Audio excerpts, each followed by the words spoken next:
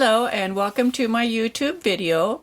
My name is Suzanne Bryan, and in this video I'm going to demonstrate how to pick up stitches for an edging around a curved edge. Now a curved edge can be around a neckline, or it could be an armhole, or there's probably some other situations where you'll have a curved edge as well, but the principles that apply are all the same. The first thing you're going to want to do is to have the fabric blocked. For example, if this is a sweater and it's an armhole or a neckline, you would block the pieces of the sweater first, because you're going to want to get accurate gauge from your fabric, and in order to get accurate gauge you need to have the fabric blocked. For a sweater such as this, typically there are already areas on it where you have ribbing. For example, if this were the body, there would be ribbing down at the bottom. And since once you get that blocked, you're going to be getting your stitch and row gauge from here, and then your ribbing stitch gauge. Now I made an itty bitty sample of ribbing just to pretend like this was the bottom of the sweater. I would never make a gauge swatch this small, but I wanted to have something that would show in my video and you can get the point. So this would be a sample of the ribbing, and this has also been blocked. In this ribbing, I am getting 6 stitches to the inch. And we can use a ruler and double check that. So if we put, and we just count these ribs here, let's see, let's put it here.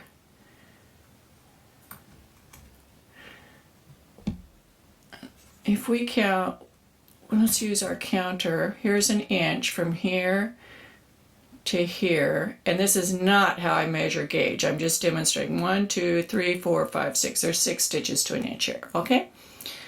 I would measure gauge over a much larger piece. On here, we're getting, if we would measure our gauge, I'm getting 5 stitches to the inch in this area.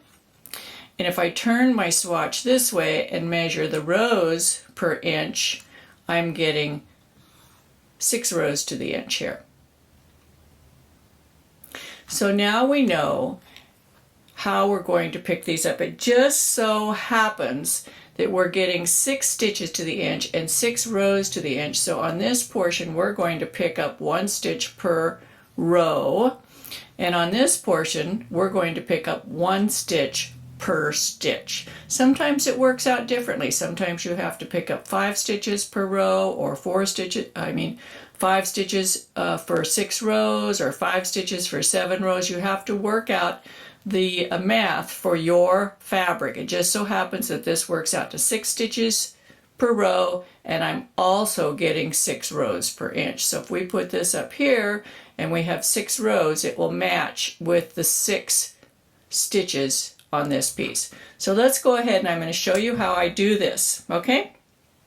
I'm going to use the white yarn as contrast so you can see what I'm doing. Not that white yarn shows up better, just so it's a different color than the fabric that I'm working into. And I'm going to enlarge this. Okay, so we're going to pick up, if this were a cardigan, you would want to pick up in the very closest stitch to the edge, which is the selvage stitch. When you're looking at this edge, we're not going to be looking at picking up underneath the bind off stitch. That's not where we want to pick up. In fact, if you pick up between the bind off stitch, under the bind off stitch, you can see that you would actually be picking up between the stitches. Here's a column of stitches, here's a column of stitches. If you go underneath both those legs of the bind off, you end up being between the 2 columns. When we're picking up stitches from stitches, we want to pick up from the stitch, the center of the stitch. So don't look at the bind off, ignore that. And we're going to use the row of stitches directly underneath the bind off. So this is the selvage column here, so we're going to go in that first selvage stitch right through the middle of the V, and we're going to pick up a stitch. Now, you've probably heard many times people say pick up a stitch or pick up and knit. Let me show you the difference. This is pick up and knit. It means you're putting a new stitch on. Pick up means, like if you picked up an edge, This is picking up, you're putting this yarn on the needle. Or you could pick up this way. That's putting a stitch on the needle. That's picking up. Unfortunately, most people transpose the two, and they'll often just say pick up stitches when they really mean pick up and knit. Most of the time you're picking up and knitting. So that means we're going to go through the V with the needle to the wrong side of the fabric. And you can use a crochet hook to do this or your knitting needle. But if you use a crochet hook, be sure that your stitches end up on your knitting needle in the correct stitch mount, and that is with the yarn going around the needle counterclockwise. So that's stitch 1. And then we're going to go right into the center of the next stitch and pick up stitch 2. And I do this rather firmly. I want the tight stitches on my needle. Then I'm going to go in 3, and I bound off 5, so we're going to pick up 5. 3, 4,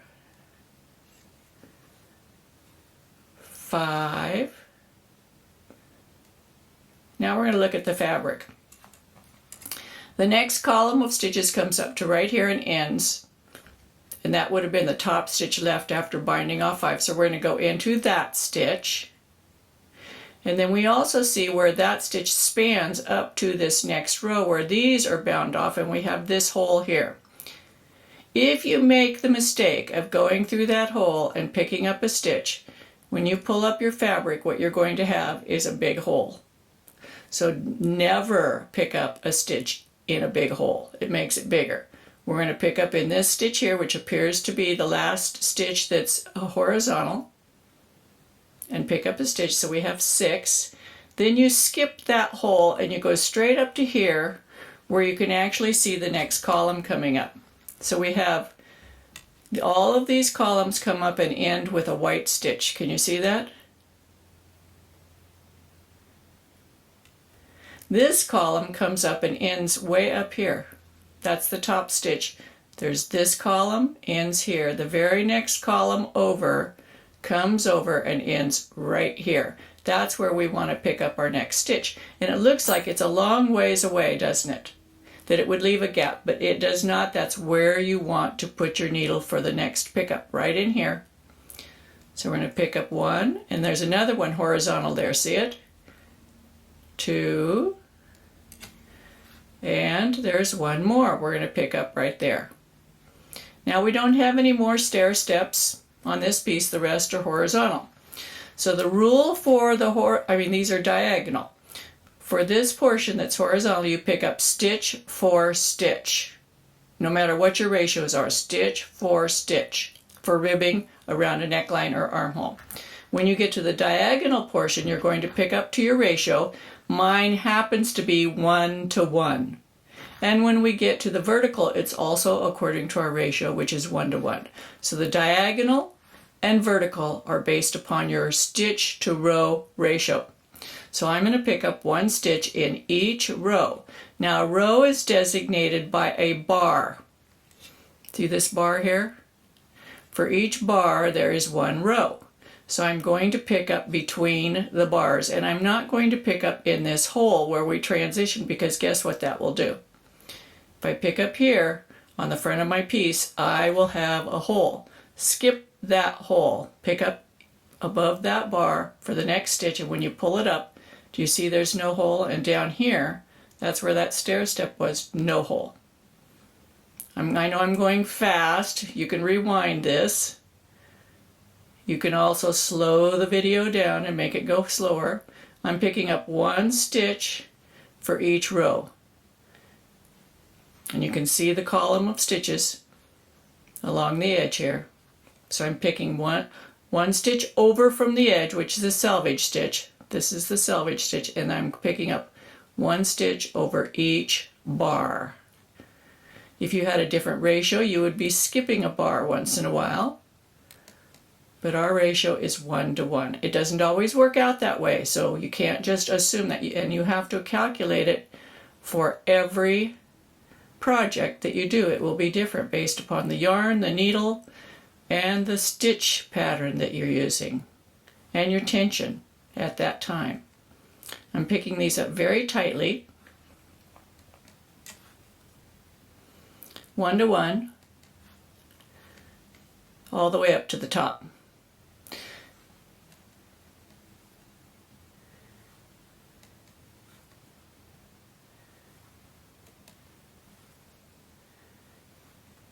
And also, I did not mention earlier, you want to use the same needle that you used for the ribbing on the other parts of your sweater that you used for your gauge, for the ribbing, for your stitch gauge. And go all the way up to the top. Now what I would do is turn, and I'm going to work back and forth. If this were a circle, you would continue around if it was something that was not open in the front.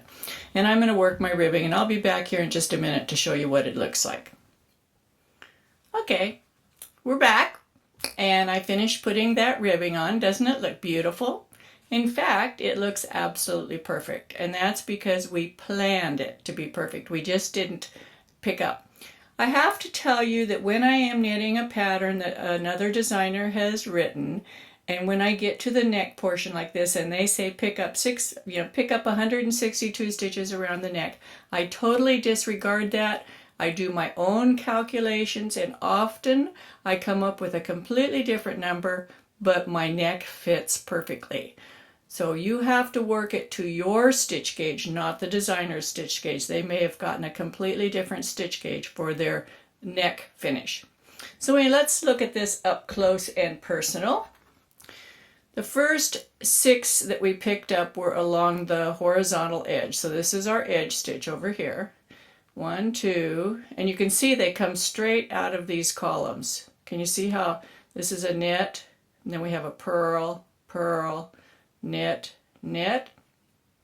If this ribbing were in the same color as the body, this would be a virtually invisible join here. You would not know that we had joined one fabric to another. It would look like this just grows right out of this, and it would be perfect. So after 6 stitches, we made that jump, that stair-step jump. Here's this column, and we picked up a stitch here. Then the next column came all the way up to here, and so we picked up our next stitch here. We jumped from here to here, but you can see there is no hole. If we had picked up in that hole from the stair step, there would be a big hole here. And you can look at a lot of handmade sweaters and see a big hole there. In fact, from now on, you'll see a lot now that I've pointed it out. You may have seen them in your own work too and not known what to do about it. So that's our first 6, and then we picked up 1, 2, 3 on this stair step. Then we started the diagonal portion, and we skipped that first one. In fact, you can see the last stitch we picked up was right here in this column, and then we skipped the first bar. You can see it right there, and picked up our next stitch here. And you can see how that closes that gap as well. So around the bend here, it looks absolutely perfect. Now I have lots of other videos on different construction techniques that you can use for garments. A lot of them I'll have linked up in the corner. You may have seen some pop up already. I'll also have them down in the description below. I'll also write out the directions for knitting the green swatch here, so that if you want to try this yourself, you can. Just look down in the description below the video. Also, you'll notice that there is a subscribe button down there, and I would love it if you would subscribe to my YouTube channel if you haven't already. And please share my videos with your friends so that they may have the opportunity to subscribe and learn from me too.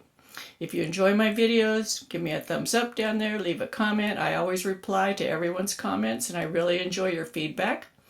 I have 2 groups that you can also join on social media. One's on Facebook. It's called Knitting with Suzanne Bryan. The other is on Ravelry, and it's also called Knitting with Suzanne Bryan, and there'll be links down in the description to those groups as well. So I'm glad you joined me. I hope this was helpful to you, and happy knitting. Come back and see me soon.